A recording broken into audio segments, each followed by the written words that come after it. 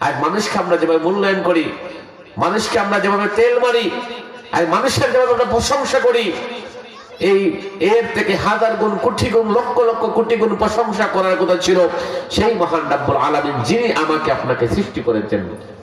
কিন্তু প্রিয় ভাইরা, আজ আমরা যখন আল্লাহু আকবার ধ্বনি হয়, যখন নামাজের জন্য মুয়াজ্জিন সাহেব আহ্বান করেন, তখন দেখবেন আমরা আল্লাহু আকবার এই শব্দের আমরা সাড়া দেই না, মুয়াজ্জিন সাহেবের ডাকে আমরা সাড়া দেই না। কিন্তু যদি নেতায় ফোন দেন, তাহলে কর্মীর প্যান্ট আছে কিনা এই চিন্তা নেই, দৌড় শুরু করে দেয়। কিন্তু এভাবে তো পেরেশানি কত হাজার টাকার ছিল আল্লাহর ইবাদতে, এভাবে তো পেরেশানি কোথায় ছিল নবীর মহব্বতে। কিন্তু আজ নবীর মহব্বত শুধু নামে, অন্তরে আমাদের কাজে কর্মে বাস্তবে নবীর মহব্বত নাই। যদি নবীর মহব্বত থাকতো, তাহলে অনেক মানুষ আমরা বিদ্ধ হয়ে গেছে, বিদ্ধ হওয়ার পথে, কিন্তু মুখে কোনো দাড়ি উনি রাখেন না।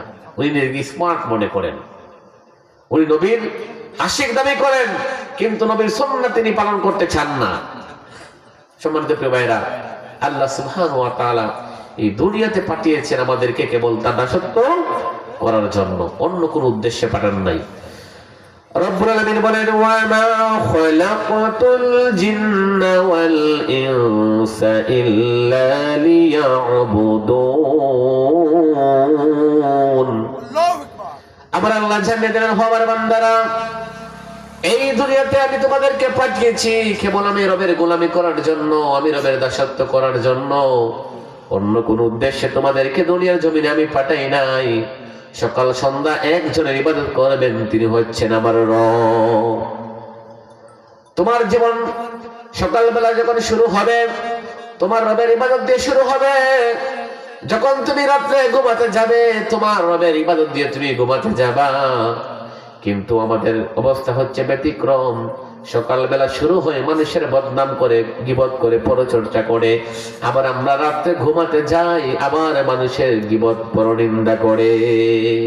কিন্তু এগুলোর জন্য আল্লাহ তাআলা আমাদেরকে দুনিয়ায় পাঠান নাই। আমাদেরকে আল্লাহ সুবহানাহু ওয়া তাআলা এই পৃথিবীতে শ্রেষ্ঠ জাতি হিসেবে পাঠিয়েছেন। শুধু শ্রেষ্ঠ জাতি হিসেবে পাঠান নাই, আমাদেরকে আল্লাহ সুবহানাহু ওয়া তাআলা এমন একজন নবী দিয়েছেন, যেই নবী হচ্ছেন সকল নবীদের সর্দার, যেই নবী হচ্ছেন আখেরি নবী, যেই নবীর সবাই ছাড়া আমরা কেউ জান্নাতে প্রবেশ করতে পারবো না। এমন নবী আল্লাহ সুবহানাহু ওয়া তাআলা আমাদেরকে দিয়েছেন। সম্মানিত প্রিয় হাজিরিন, আমি সূরাতুল আলে ইমরানের 31 নম্বর আয়াতে কারিমা তেলাওয়াত করেছি। ইনশাআল্লাহ এর আলোকে কিছু কথা বলার চেষ্টা করব। আল্লাহ